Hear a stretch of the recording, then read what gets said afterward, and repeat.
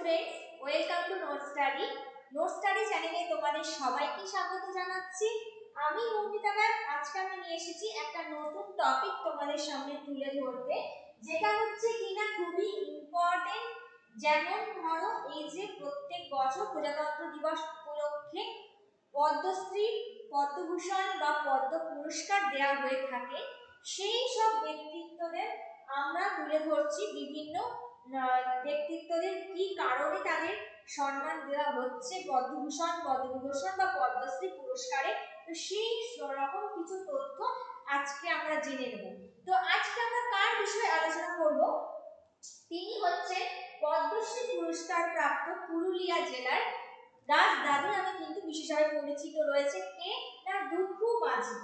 তিনি হচ্ছেন পুরুলিয়ার একটা অনবদ্য যে সমাজ সেবক বলা যেতে পারে, বা পরিবেশ হিসেবে তিনি খুবই একটা সচেতন। গাছ লাগানোর জন্য, যেখানে তিনি প্রচুর গাছ লাগিয়েছেন, তার ছোটবেলা থেকেই যে নেশা ছিল প্রচুর গাছ লাগানো, তো সেই জন্য কিন্তু তিনি দুঃখু মাঝি, যিনি পুরুলিয়ায় বসবাস করেন, সেই পুরুলিয়ায় একটা প্রত্যন্ত গ্রামে থাকা একজন এরকম মানুষ, এই ব্যক্তিত্ব, যিনি ছোটবেলা থেকেই তার গাছ লাগানোর শখটাকে এমন ভাবে করে তুলেছিলেন, যেটা কিনা তাকে আজকে সরকার থেকে পদ্মশ্রী সম্মানে ভূষিত করতে সাহায্য করেছে। মানে তিনি এত বড় একটা সম্মানে ভূষিত হয়েছে। তো তার সম্বন্ধে আজকে আমরা কিছু তথ্য সংক্ষেপে জেনে নেব। তো তার আগে আমি তোমাদের একটা কাছে সুযোগ বা একটা অফারের কথা বলে রাখছি, যেটা কিনা আমাদের নোট স্টাডি চ্যানেলের তরফ থেকে স্টুডেন্টসদের, প্রত্যেকটা স্টুডেন্টসদের জন্য রয়েছে, যারা তাদের লক্ষ্যকে স্থির করতে চাও, যারা কম্পিটিটিভ এক্সামগুলোতে বসতে চাও বা যারা প্রস্তুতি নিচ্ছ, সেই সব স্টুডেন্টসদের জন্য বলে রাখি, প্রত্যেকটা কোর্স, যেখানে তুমি এসএসসি কোর্স বলো, যদি ফুড এসআই করতে চাও, যদি মিসলেনিয়াস ক্লার্কশিপ, কম্বাইন্ড রেল, তো বিভিন্ন এক্সামে যারা প্র্যাকটিস করতে চাও, বসতে চাও, তাদের জন্য কিন্তু একটা অভূতপূর্ব সুযোগ এনে দিয়েছে। কারণ এই যে পুরো প্যাক কোর্স, টোটাল 1 বছরের যে ভ্যালিডিটি, সেটা মাত্র 600 টাকায় পাবে। আর এর জন্য কিন্তু আজকেই শেষ সুযোগ, মানে আজকের দিনটাই তোমাদের জন্য অফারটা রয়েছে। তো প্লিজ তোমরা এখানে জয়েন হতে থাকো, অ্যাডমিশন নাও, যা তোমাদের ভবিষ্যৎকে গড়ে দেবে এমন কিছু সুযোগ সুবিধা কিন্তু নোট স্টাডি, আমরা তোমাদের পক্ষে নোট স্টাডির তরফ থেকে, আমাদের তরফ থেকে তোমাদের জন্য রয়েছে। সেই সুযোগটা তোমরা নিয়ে নাও, এই সুযোগটাকে হাতছাড়া করো না। কারণ তোমরা চাও, আমরা চাই তোমরা জীবনে সফল হও, তোমাদের যে পরীক্ষাগুলো তোমরা দিতে যাবে সেগুলো ভালো করে প্র্যাকটিস করতে, ভালোভাবে তোমরা যাতে অ্যাটেন্ড করতে পারো প্রত্যেকটা।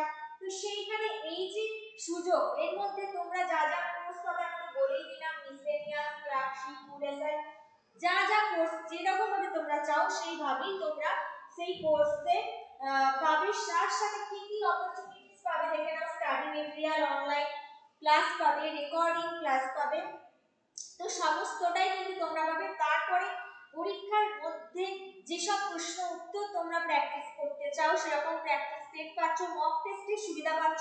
তো এইরকম এত অপরচুনিটিস কি কেউ হাতছাড়া করে? তো হাতছাড়া করো না, এই সুযোগটাকে চটজলদি নিয়ে নাও আর অ্যাডমিশন হয়ে যাও।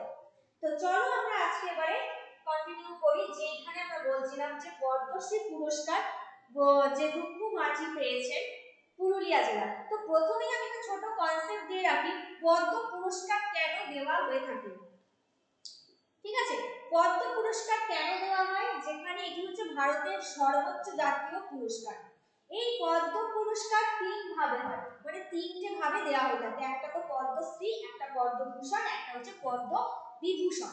পদ্মবিভূষণটা কি? সেটা কোনো বিশিষ্ট মানের সেবাকে বোঝানো হয়ে থাকে। ঠিক আছে, পদ্মভূষণ হচ্ছে উচ্চ মানের কোনো সেবা প্রদান, আর যেটা পদ্মশ্রী সেটা বিভিন্ন ক্ষেত্রে বিশিষ্ট সেবা পরিদানকে আমরা বলতে পারছি পদ্মশ্রী উপাধিতে ভূষিত করা হয়, পদ্মশ্রী সম্মান দেওয়া হয়। তো এই যে পদ্মশ্রী বা পদ্মভূষণ যাই হোক, যে কোনো সম্মান কিন্তু বিভিন্ন সামাজিক কার্যাবলী বা সামাজিক ক্ষেত্রে যারা নিযুক্ত রয়েছে তাদের জন্য, যেমন সেটা সাহিত্যর দিক থেকে হতে পারে, শিল্পের দিক থেকে হতে পারে, পরিবেশ বিদ্যার দিক থেকে হতে পারে, বিজ্ঞানের দিক থেকে হতে পারে, চিকিৎসা শাস্ত্রের ক্ষেত্রে হতে পারে। তো এরকম প্রচুর উপাদান, প্রচুর ভিত্তি রয়েছে যেগুলোকে, যাদের ব্যক্তিত্বের এইসব দিকে যারা অবদান রেখে গেছেন তাদের সম্মান দেওয়ার জন্য এই পদ্ম পুরস্কারটা দেওয়া হয়।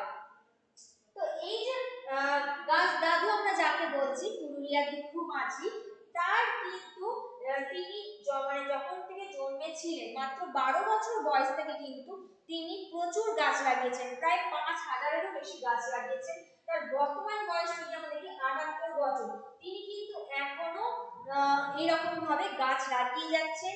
এবং তিনি বাংলার মানে পুরুলিয়া জেলায় থাকেন, যেখানে তিনি সাইকেলে ঘুরে ঘুরে অনুর্বর জমিতে কিন্তু প্রচুর গাছ লাগিয়ে সেই গাছ লাগানোর যে ইয়েতে মানে ক্ষমতা বা তার যে ইচ্ছা শক্তি সেইখানে তিনি রয়েছেন। এবং এইখানে বলা হচ্ছে এই যে গাছ, তিনি কি কি গাছ লাগিয়েছেন, বট, আম, ব্ল্যাকবেরি, তো এইরকম এই প্রজাতির প্রচুর 5000-এর বেশিও গাছ তিনি লাগিয়েছেন।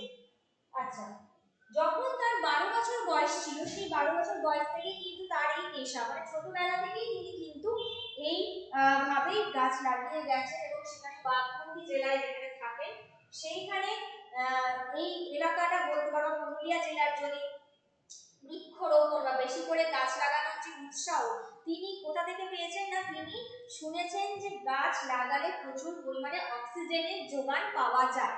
তো সেই দিক থেকে অক্সিজেনের যোগান পাওয়াটা তো বড় কথা না, তার থেকেও সবচেয়ে রয়েছে অক্সিজেনের যোগান তো রয়েছে, তার সঙ্গেও রয়েছে কি পরিবেশ রক্ষা। অর্থাৎ যদি গাছ বেশি করে কেটে ফেলা হয় তার উপর পরিবেশে একটা খুব প্রভাব পড়ে, আমরা সবাই জানি। সেটা যদি হয় বিস্তীর্ণ এলাকা, সেখানে বৃষ্টিপাতের ভারসাম্যতা নষ্ট হয়, প্রাকৃতিক ভারসাম্য নষ্ট হয়, যার কুপ্রভাব কিন্তু জলবায়ুর উপর পড়ে এবং সেখানে ভূপ্রকৃতির উপরও একটা কুপ্রভাব পড়ে। যার জন্য তিনি কি চান না, তিনি সমগ্র এই বৃক্ষরোপণের মধ্যে দিয়ে সমগ্র জেলাকে তিনি সবুজের প্রান্তর হিসেবে গড়ে তুলতে চান। ঠিক আছে, তো তার এই যে তিনি কখনোই কল্পনা করতে পারেননি, এখানে বলেছে কখনোই কল্পনা করতে পারেননি এই যে বৃক্ষরোপণ লাগানোর যে প্রচেষ্টা, সেইটা ওনাকে কি করবে, একদম উচ্চ মানে অর্থাৎ পদ্মশ্রী সম্মান পেতেও কিন্তু সাহায্য করবে। এবং এক সময় এমনও বলে, যেখানে তিনি গ্রামে থাকতেন অর্থাৎ বাঘমুন্ডি জেলায় যেতে, সেখানে কিন্তু এমনও অনেক লোক রয়েছে যারা কিনা বলতো যে আপনার এই যে গাছ লাগানোর যে বুদ্ধি সেটা হচ্ছে কি পাগলামি, কিন্তু তিনি ওই কথায় কোনো উচ্চবাচ্চা করেন বা কথায় কোনো উপেক্ষা করে তিনি তার কার্যে কিন্তু একই দৃঢ় থেকেছেন।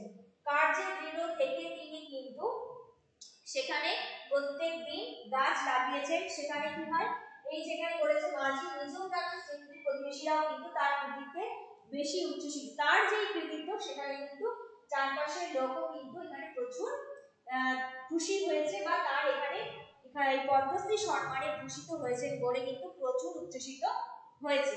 তো এই রকম এই আরো যারা যারা ব্যক্তিত্ব ধরো পদ্মশ্রী বা পদ্মভূষণ সম্মানে পুরস্কার পেয়েছে তাদের নিয়ে আমরা আরো ভিডিও নিয়ে আসবো তোমাদের কাছে, তোমরা জানতে পারবে এরকম অজানা কিছু তথ্য।